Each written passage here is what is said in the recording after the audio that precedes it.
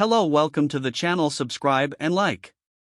The world of football is in mourning. Edson Arantes do Nascimento, King Pelé, died of colon cancer this Thursday, the 29th, at Albert Einstein Hospital, in Sao Paulo.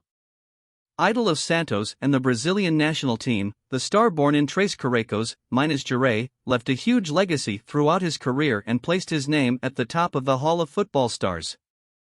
In addition to his achievements on the field, Pelé became an icon that surpassed his fame within the category. In addition to being one of those responsible for 3 of the 5 World Cup titles won by Brazil, the king became a symbol of excellence and participated in several important events in human history.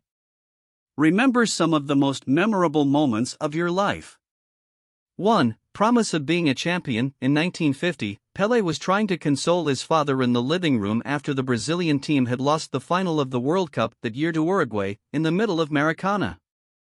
Still 9 years old, the boy made him a promise: "Don't worry, Dad, I'll win the World Cup for us." The promise was not only fulfilled, but his career went far beyond that. At the age of 17, Pelé was called up to participate in the 1958 World Cup in Sweden. In European territory, he would win the first Brazilian title in the world's biggest football competition. In 1962, in Chile, and in 1970, in Mexico, he would rise to the top of the podium again and become 3-time world champion for Brazil. 2. King from a young age. Pelé's technical quality was something that called everyone's attention from a very young age. Even early in his career, it was evident that he could play football in a way no other athlete in the world had ever done before. In fact, he became the forerunner of many of the dribbles that are still used today. Months before the 1958 World Cup, the journalist and playwright Nelson Rodrigues ranked him as the king of football in a chronicle about a match played between Santos and America. What we call royalty is, above all, a state of mind. And Pelé has a considerable advantage over other players, that of feeling like a king, from head to toe. When he catches the ball and dribbles an opponent, it's like someone who shoos away, who drives away an ignorant and lousy commoner, he reported. 3. Explosion of goals. Pelé was definitely the most successful athlete for the Brazilian national team, but his success is not limited to that. For Santos, he scored most of the 1,281 goals scored in 1,363 games that made him the top scorer in the history of world football. His talent was so absurd that, on several occasions, he was even applauded by the opposing crowd.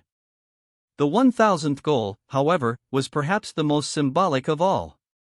The mark was reached on November 19, 1969, in a 2-1 victory for Santos against Vasco, on the giant stage of Maracanã. Interestingly, the king was only 29 years old when he reached that milestone.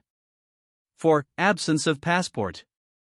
In 1993, Pelé granted an interview to Playboy magazine, conducted by journalist Juca Kfouri. On that occasion, the king claimed to have about 20 passports with him, and that number could be even greater, as he lost several along the way. However, the soccer star also stated that these documents were much more requested within Brazil than outside the country. To the interviewer's surprise, Pelé went so far as to state that he entered the United States and the Vatican without a passport, places where the inspection of those entering is usually quite strict. In the US, the inspector asked me if I had any pictures of myself to autograph for him. I did. The guy let me through and even said that he had a daughter who adored me and that she was at the soccer clinic that we set up in Pelé's soccer camp, he declared. 5. Career in the USA. Although he spent almost his entire career playing for Santos, where he accumulated titles and personal achievements, Pelé said goodbye to his favorite club in 1974.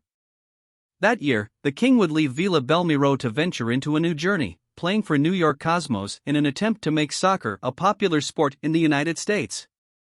For about 2 years he played in the North American Soccer League, NASL, where he managed to increase the average attendance of the championship from below 10,000 people to more than 34,000 spectators per game. Pelé became a real celebrity in New York, and if today there are more football fields spread across the USA, a lot has to do with his participation in the local league. 6. Stop the war. In 1969, Nigeria was experiencing a civil war between 2 ethnic groups, Igbo and Hausa. Called the Biafran War, which lasted from 1967 to 1970, the conflict caused the deaths of more than 2 million people.